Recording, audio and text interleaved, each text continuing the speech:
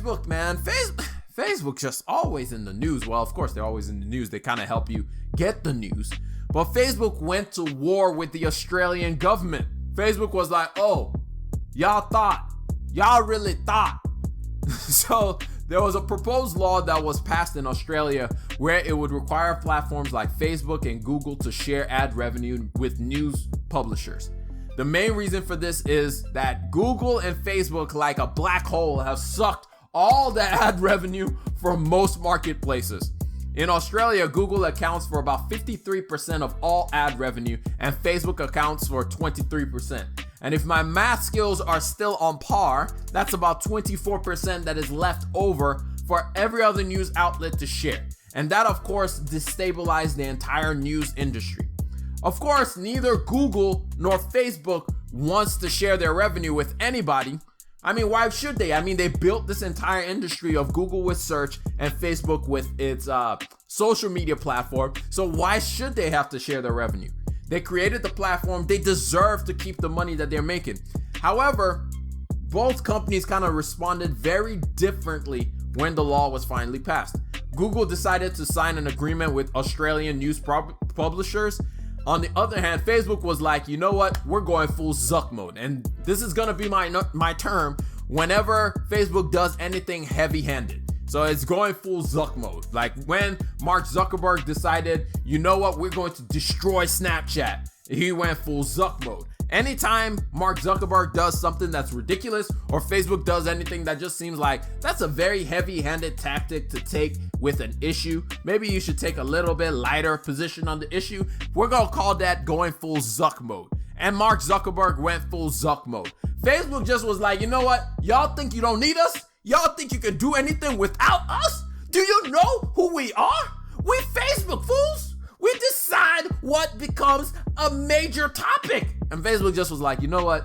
Just like we do to some people who just be talking all kinds of sideways. Probably some of y'all, as you're listening to me right now, looking at me and saying, you know what? Blocked.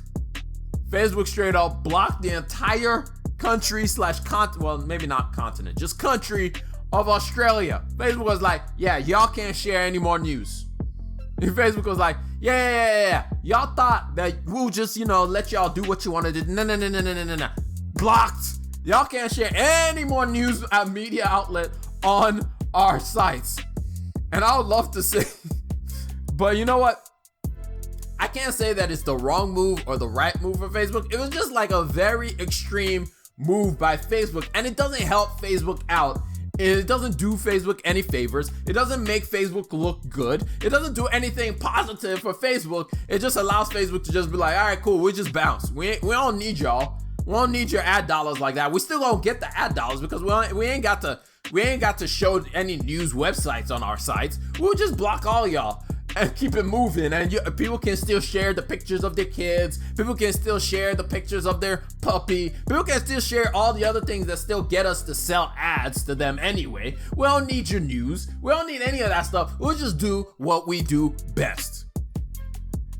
And like I said earlier, I understand where Facebook would be coming from in doing that and saying, no. We're not trying to paint any broad brushes or trying to set any kind of precedent where people gonna start coming to us and asking us for some kind of money and all this other stuff.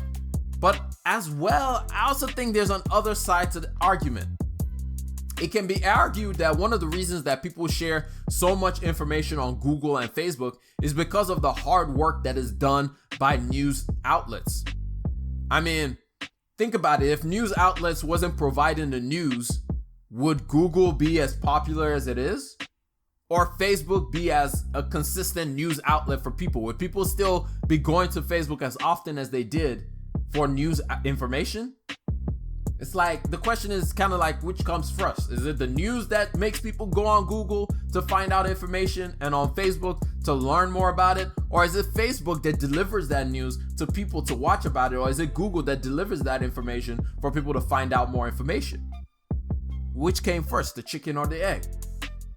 Plus, in our democracy, news and media is very important to keep the government honest and to share important information. So when news is starting to have less and less money being fed into it because they can't do things the ways that they've always done them, it can be kind of iffy about the information that we're getting nowadays. Because as you guys know, news is very important for us to know about the things that is happening in our world, for us to make informed decision, even though nobody should be watching CNN and CNBC and Fox News to be your main source of getting informed information. They just give you their opinion about information. To actually know about what's going on, most of the time you have to go elsewhere. But the point is, news helps us stay informed so that we can make good decisions when it comes to voting, when it comes to different human rights issues, when it comes to different things that are going on in our local community. But if Facebook and Google decides, you know what, and they are the easiest access that we have to it, it might be a problem. There is a reason why in every coup d'etat that we see, the first thing that's taken over is the news media. It's either cut off or the internet is just canceled. Like everywhere, if you look in the world right now, every time there's some kind of commotion or some kind of issue, I mean, I'm looking at you, Nigeria. I'm looking at you, Nigeria. During the SARS event or the canceled SARS, the first thing they did was cancel the internet. They were just like, y'all aren't allowed to tell people what's going on in the outside world. Why? Because they wanted to hide information, because information is very powerful. So, I mean, for me going into this, it's kind of like I can see both sides of it. It's like we do a very good job with our platforms, Facebook and Google. And then on the other side, it's like, but y'all just use our information to feed into your platform to get more people to keep showing up. So you need to help us out because we're not able to make that much money, because all the advertisers are just like, why would we pay each individual news outlet when we have Google and Facebook, who gives us so much data on each person so we can get very good and well targeted ads towards people. So that's the whole thing. But to finish out this story, Facebook actually backtracked and then actually came to the table and made an agreement with the Australian news services as well, just to close it out. But it was basically a way for Facebook to show that, and what happened was after Facebook blocked the Australian news websites, you saw a massive dip, like a major dip in all the news outlets' eyeballs, with eyeballs being on the news outlet. You just saw like all of a sudden it was like, oh, it looked like this, and then it was like, and just crashed. And it was like there was no more search traffic going to all those websites. And it just was like Facebook just showed like, we're powerful and y'all need us. So without us, what y'all gonna do? And so it just, even though they still came to the table, they came to a table with a lot more lower offer than what was being offered. And then another part of this that most people may not be thinking about is the fact that really the only people that benefited from the deal that Google and Facebook made with news medias were the large news conglomerates. The smaller news outlets that actually super depend on Facebook and Google to get the traffic that they need to their sites, they didn't really benefit from the deal itself that was being made. So there's a lot of different parts. The one thing that I'm learning more and more is whenever you're listening to anything, if anybody just says like the issue is just one way, like it's this side is bad, that side is good, it's never black or white. A lot of times it's in the middle. There's a lot of grays in life. Like one of my dudes said, it's never either or. It's usually, most of the time, it's both and. It's never either or. It's usually both and. And we have to get comfortable.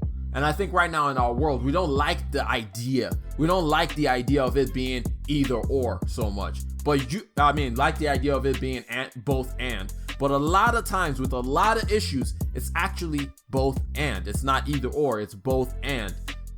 And until we get to a place where everybody can sit down and open their ears and realize that, you know what? It's not either this or that. It's actually both this and that. And we need to find a way to make those two things meld together.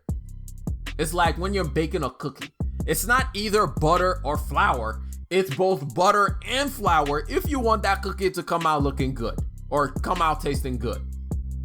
Like my sister found out the other day because she didn't put enough flour in a cookie that she made, and it just was like, this ain't it. This ain't it. That ain't it. So it's never either or, it's usually both and. So just always think about that. Never allow anybody to make you believe a certain thought. Always take time to sit down and think about it for yourself.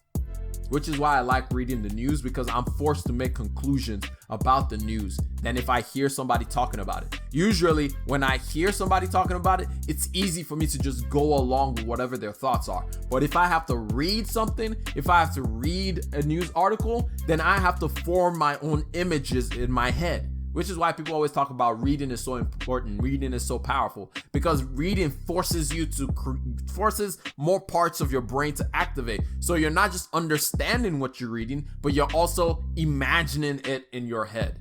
So I hope you enjoyed that little snippet of the Rambling Mind podcast. If you want more of the Rambling Mind podcast, or if you want to listen to the whole episode that you just heard, go check it out on any podcast listening platform, whether that be Anchor, Spotify, Google Podcast, Apple Podcasts, Breaker, Stitcher. I could go on, but you guys already know which podcast you love to use to listen to. So go check it out. Link down in the description as well. I'm gonna catch y'all later. Peace.